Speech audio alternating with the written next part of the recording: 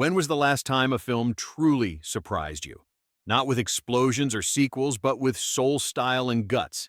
Hollywood's history is full of masterpieces that somehow slipped through the cracks overshadowed by louder hits and bigger names. Yet these forgotten gems didn't vanish. They just waited for someone curious enough to look back.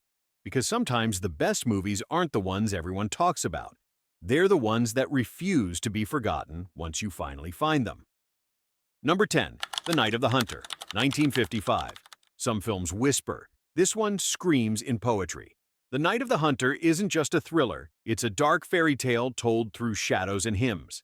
Directed by actor Charles Laughton in his first and only film behind the camera, it was too strange for audiences of its time. They didn't know what to make of it, a horror story dressed like a bedtime fable where love and evil wear the same face.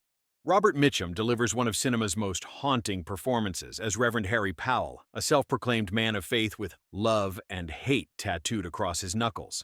His pursuit of two children guardians of a hidden fortune turns the American countryside into a dreamscape of fear and innocence.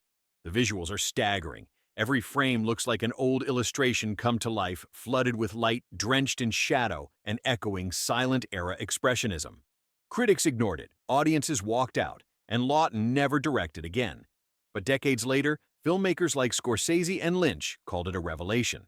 What once baffled audiences now feels timeless. The Night of the Hunter isn't a film about good versus evil, it's about how both live inside us whispering through the dark. You don't just watch it, you drift through its nightmare and wake up changed. Number 9. Sweet Smell of Success, 1957. Before Hollywood made anti-heroes cool, Sweet Smell of Success made them venomous. This film isn't a story, it's a verbal knife fight. Burt Lancaster plays J.J. Hunsaker, a powerful New York columnist who toys with reputations like a puppeteer. Tony Curtis co-stars as Sidney Falco, a desperate press agent willing to sell his conscience for a headline. Together they create one of the most vicious partnerships in film history. Shot in the sleepless glow of mid-century Manhattan, every street glistens with deceit. The dialogue crackles like jazz fast, mean, unforgettable. "You're dead, son. Get yourself buried." That's not just a line, it's a warning. No film before or since captured the backroom deals and ego battles of media power quite like this one. When it premiered, critics admired its style, but audiences recoiled. Too cynical, too cold, too real. They wanted charm. This gave them poison. But time has been kind. Today's Sweet Smell of Success stands as one of the sharpest dissections of ambition ever written. It predicted a world where fame means nothing and spin means everything. It's stylish, cruel, and intoxicatingly quotable, a noir with no guns, only words that cut deeper. Watch it once, and you'll never trust a smiling headline again. Number 8. Seconds, 1966. What if you could start over? New face, new life, new everything. That's the fantasy at the heart of Seconds and the nightmare that follows.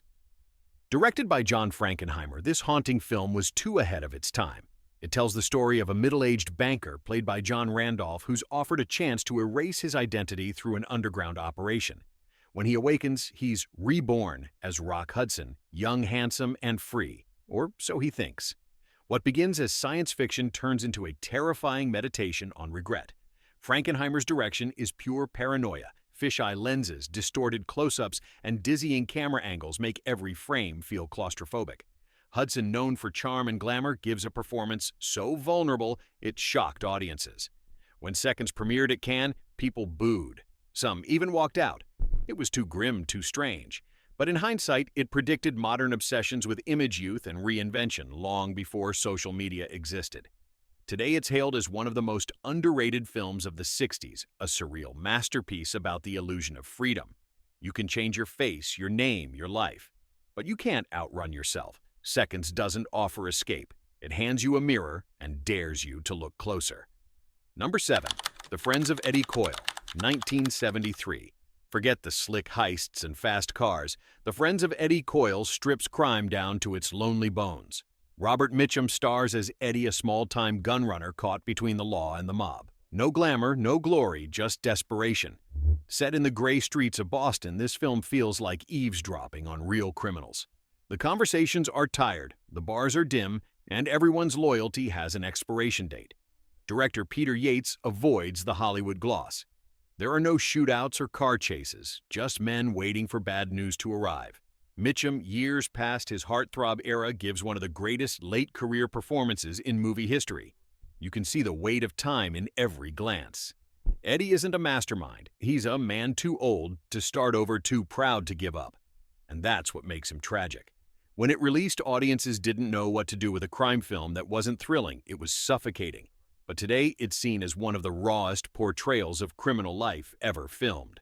The Friends of Eddie Coyle is the opposite of cool. It's real. It's about people who know their story won't end with glory, only silence. You don't cheer for Eddie, you quietly hope he gets one more day. Number 6. Sorcerer, 1977. You can almost feel the sweat dripping off this one. Sorcerer is director William Friedkin's most overlooked masterpiece, a white-knuckle descent into chaos disguised as a survival story. 4 desperate men, each running from their past, are hired to transport trucks loaded with explosive cargo through miles of deadly jungle terrain. Every bump, every gust of wind feels like a heartbeat away from disaster. No CGI, no safety net, just pure tension and unbelievable practical filmmaking. The bridge sequence alone belongs in cinema legend. A rickety wooden bridge swaying in a storm, as the truck inches forward, ropes snapping, mud splattering, rain pounding. It's a masterclass in how to make an audience hold its breath. When it premiered, Sorcerer was crushed by Star Wars, the same summer Space won, and The Jungle lost. Critics called it grim, audiences ignored it, and Friedkin's career took a hit. But history has flipped the verdict. Today it's celebrated as one of the most intense films ever made, an existential thriller where every creak of the truck feels like destiny closing in. Sorcerer isn't about explosions. It's about survival guilt and the sound of your heartbeat when the road ahead could end at any second. Number 5. Thief, 1981. Before Heat, before Drive, there was Thief. Michael Mann's debut feature didn't just reinvent the crime genre, it electrified it. Every frame pulses with neon light and restless ambition. James Caan stars as Frank, a professional safecracker who wants one last big score before walking away from the life. But this isn't your typical heist film. It's a story about control, freedom, and the illusion of both. Caan's performance is pure voltage. Frank isn't a gangster. He's a working man of crime, meticulous and methodical, with a code as rigid as steel. His dream is painfully simple: a house, a family, and a future. But the world he lives in doesn't deal in happy endings. It trades in debts, loyalty, and betrayal. Mann shoots the Chicago streets like they're part of another planet, wet asphalt glowing in the light, thunder echoing across the skyline, and the hypnotic hum of the Tangerine Dream score pulsing in your veins. Every moment feels like a countdown, every deal like a trap disguised as opportunity. When Thief hit theaters, it didn't make a splash. It made a ripple that other filmmakers would chase for decades. The film's sleek aesthetic and emotional grit influenced everyone from Nicholas Winding Refn to Christopher Nolan. It was the blueprint for the modern crime thriller, cool, precise, and hauntingly human. Frank's story isn't about stealing diamonds. It's about trying to buy back a piece of your soul. And by the time the sparks fly in the final act, you realize something painful. Freedom was never really part of the deal. Number 4. Runaway Train, 1985. This isn't your usual action movie, it's a storm on rails. Runaway Train takes a simple premise and turns it into a gut punch of philosophy and survival. Based on a story by legendary filmmaker Akira Kurosawa, it follows 2 escaped convicts played by Jon Voight and Eric Roberts, who find themselves trapped aboard a freight train barreling through the frozen wilderness, with no brakes. But the real engine here isn't the train, it's the desperation of the men aboard. Voight's performance as Manny, a hardened convict with nothing left to lose, is volcanic. Roberts plays the younger, impulsive Buck, whose hope clashes with Manny's fatalism. Their chemistry burns through the screen like friction on steel. Director Andrei Konchalovsky shoots the icy Alaskan landscape as if nature itself is trying to swallow them. Every screech of metal, every gust of snow feels like a reminder that no one truly escapes fate. This isn't about breaking out, it's about breaking down. When it released, audiences expected a blockbuster. What they got was an existential epic disguised as an action film. Critics didn't know what to call it.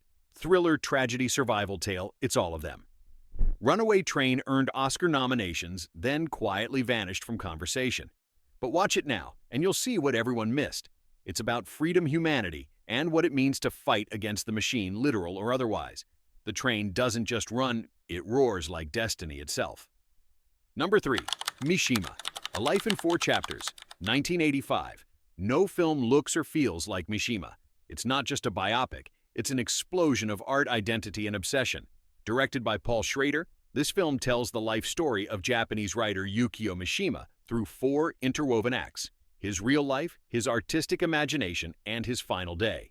It's a kaleidoscope of color architecture and inner turmoil. Each section feels like a dream bleeding into reality.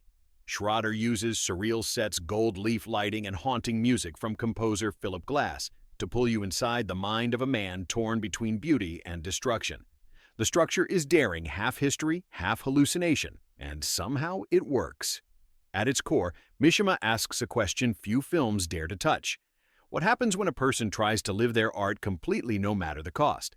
The answer is not given in dialogue. It's written in tone, rhythm, and imagery so bold it feels mythic.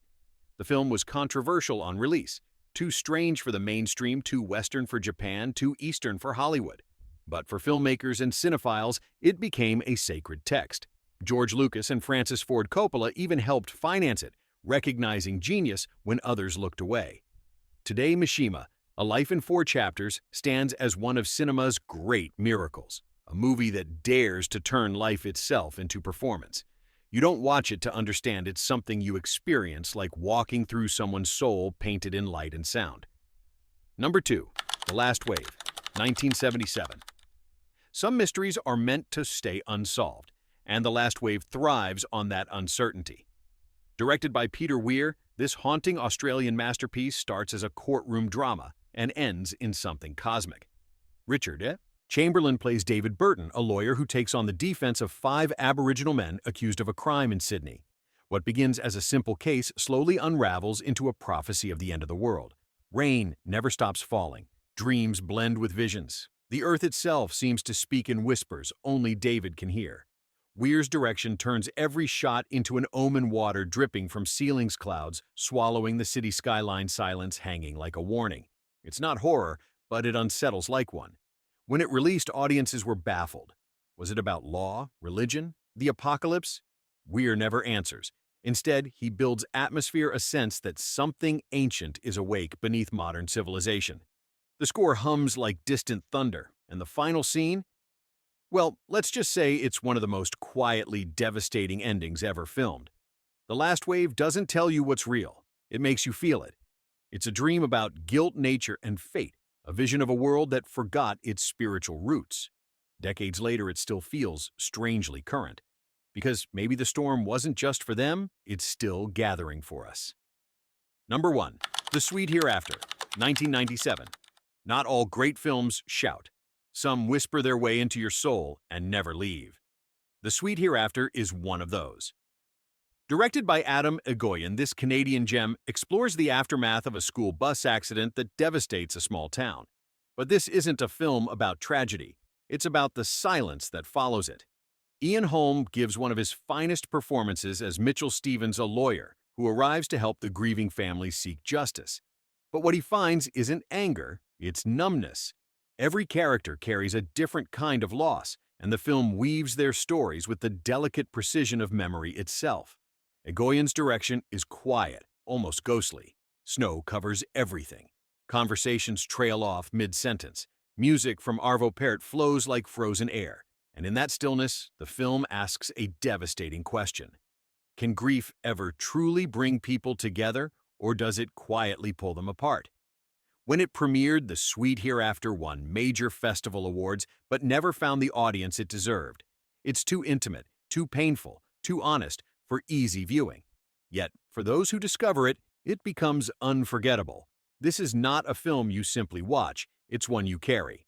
Long after the credits fade, it lingers like a breath in winter, reminding you that sometimes the most powerful stories are told in whispers. Great films never truly disappear, they just wait for the right pair of eyes to find them. These 10 stories may have slipped through Hollywood's cracks, but they still burn with truth, beauty, and courage. Maybe one of them will become your new favorite. Which of these forgotten masterpieces are you adding to your watch list? Or is there one we missed? Drop your pick in the comments, hit subscribe, and keep rediscovering cinema's hidden treasures.